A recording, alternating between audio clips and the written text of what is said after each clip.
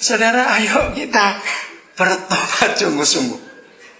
Kalau tidak mau mengampuni, kita tuh nggak bisa ngelihat Tuhan.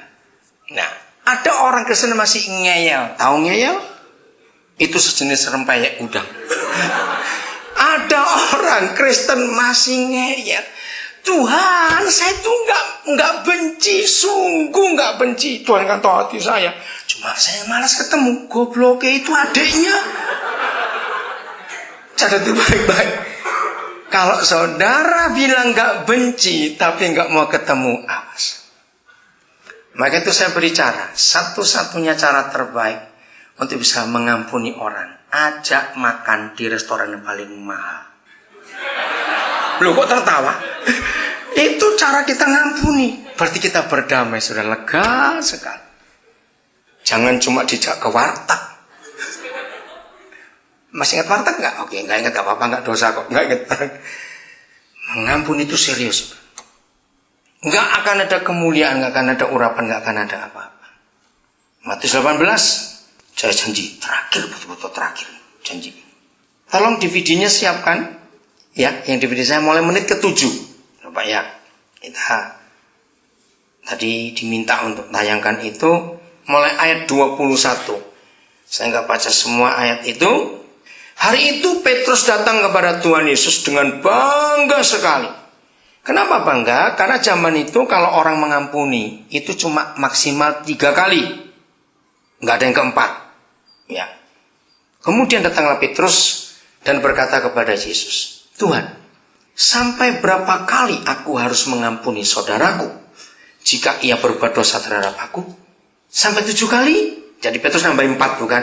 Umum 3, dia 4. Maksudnya dapat pujian, malah salah dia.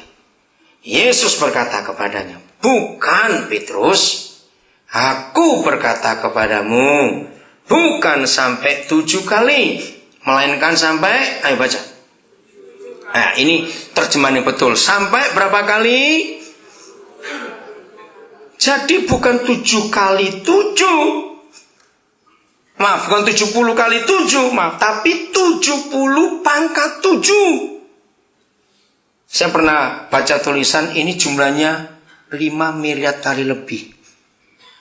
Dan orang itu menghitung, kalau orang itu hidup sampai umur 70 tahun, dari lahir umur 1 jam sampai umur 70 tahun, maka 1 detik dalam hidupnya dia harus ngampuni sebanyak 13.000 sekian kali. Ya tekor. Ya enggak. Utang banyak sudah. Habis dari lahir sampai umur 70. Nah, kalau umurnya lebih pendek, lebih banyak lagi ngampuninya. Saudara, tidak ada hukum sehebat ini di dunia. Katakan amin. Maka itu ketika saya merenungkan Gunawan Muhammad menulis itu, jangan-jangan dia lagi mikir soal Aceh. Pikiran saya. Karena dalam hukum itu ngeri sekali. Mencuri tangan langsung dipotong. Oke? Nah, lalu Yesus memberikan perumpamaan. Saya nggak usah baca perumpamaannya, kita semua tahu bukan? Ada berapa orang yang punya utang? 2 orang.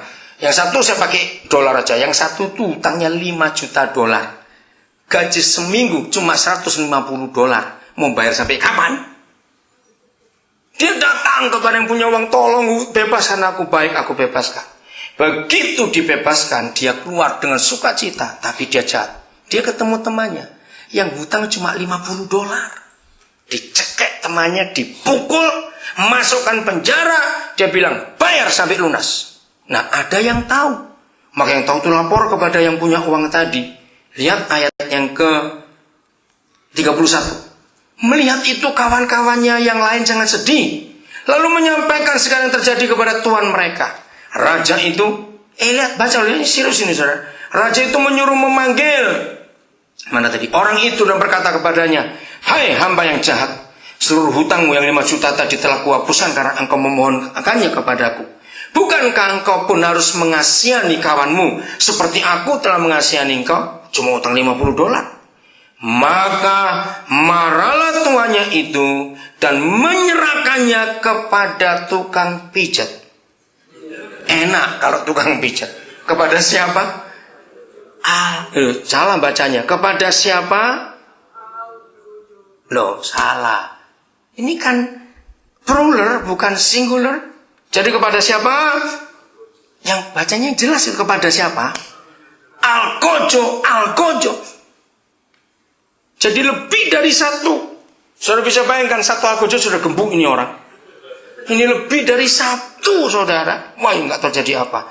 Sampai, ayo baca sama-sama. 1, 2, 3. Sampai ia melunaskan seluruh hutangnya. Yang 5 juta tadi. Wih.